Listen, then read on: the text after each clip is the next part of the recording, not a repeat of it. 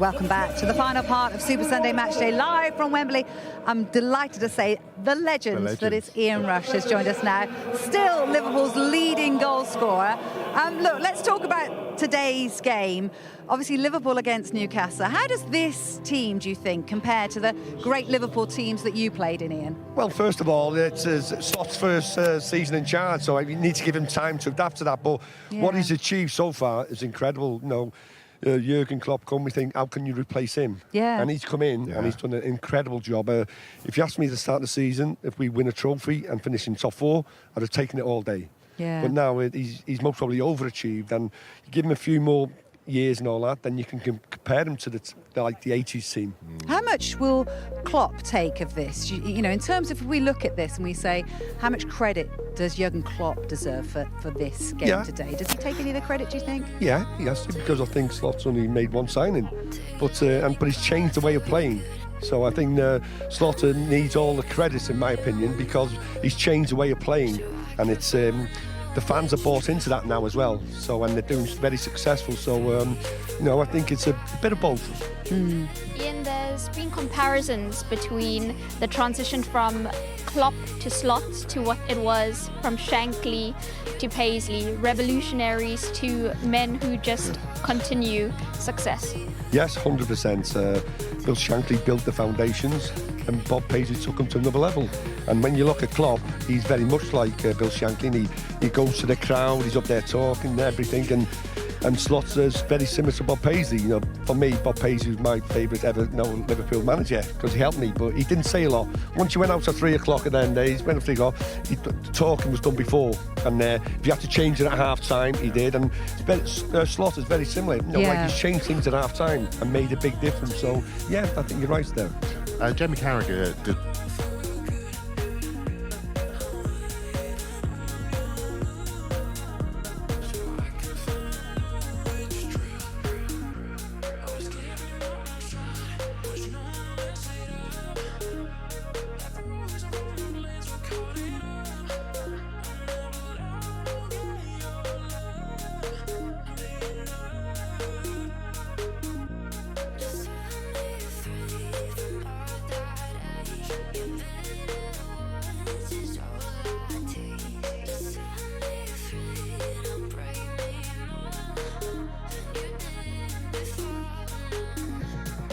A wonderful piece on Saturday talking to Ian Callaghan, and he was talking about longevity of players at clubs, and there's a kind of big belief that players don't stay that long. Well, Ian was saying so yesterday.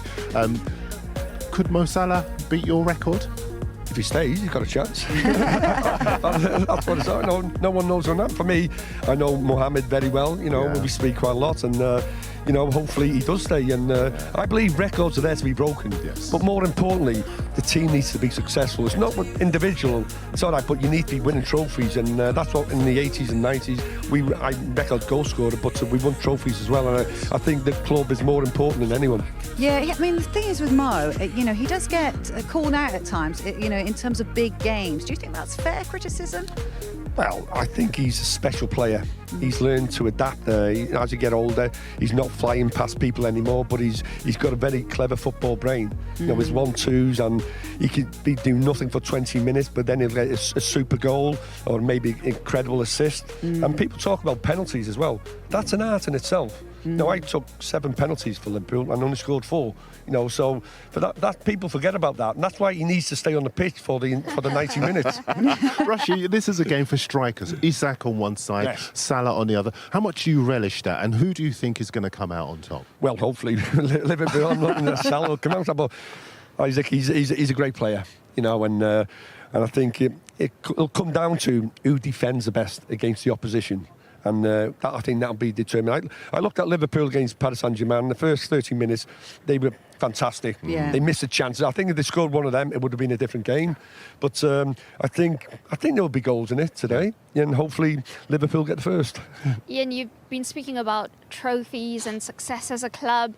I'm very jealous about who you're watching the game with today. Please share with us. You tell me. You've just told us.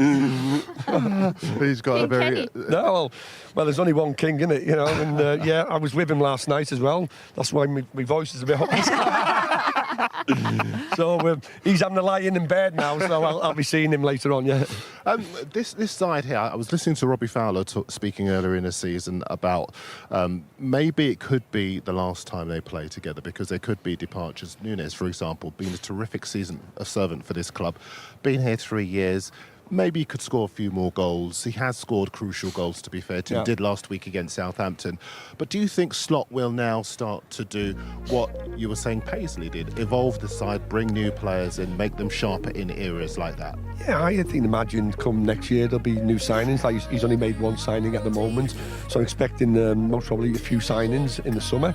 But it depends who comes and goes, you know. And I look at it. Anyone who leaves Liverpool, are they going to go to a better club at this moment in time?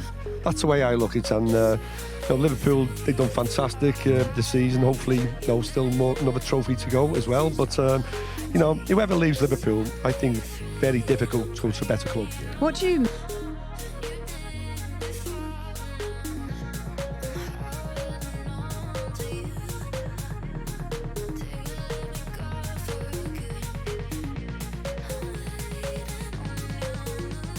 make of the situation of the contracts at the moment, though, Ian? Because there are these contracts up for grabs in terms of Virgil and Mo and Trent. What do you make of those situations? Well, I think no one knows what's going to happen, and I think the most important thing now is to enjoy the rest of the season. You know, enjoy and playing for Liverpool and get to the end of the season.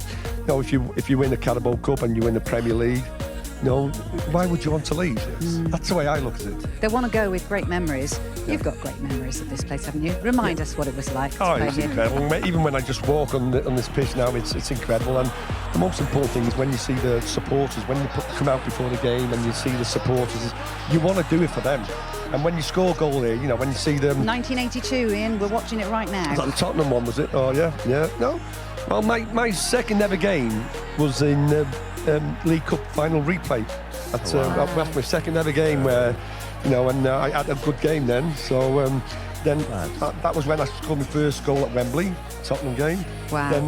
Then we played Manchester United, the rivals, in '83, and Everton in '84. Wow. You know, so I have special memories this. And 1995 was the first time I lifted as captain, the trophy as captain.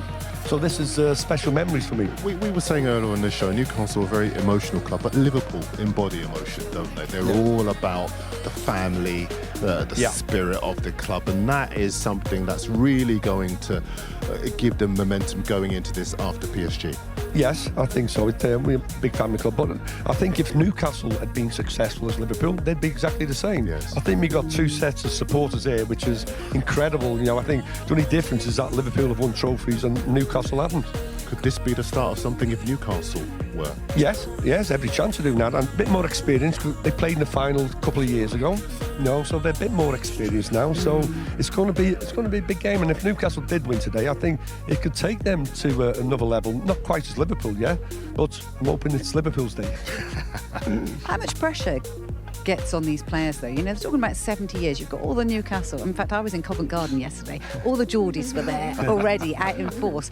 How much do you feel that as a player, that pressure, when they're talking about 70 years of hurt?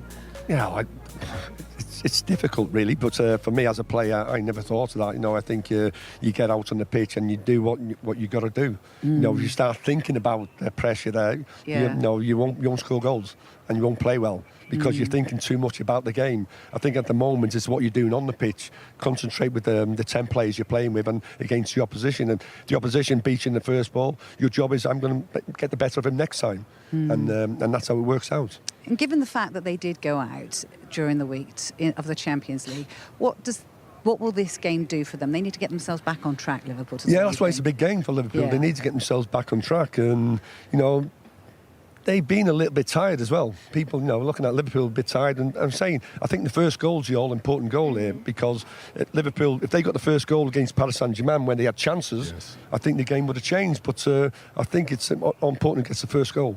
Brilliant stuff from you. It's been an absolute pleasure to have you to finish the show with us. Darren, Ian and Melissa, thank you so much for today.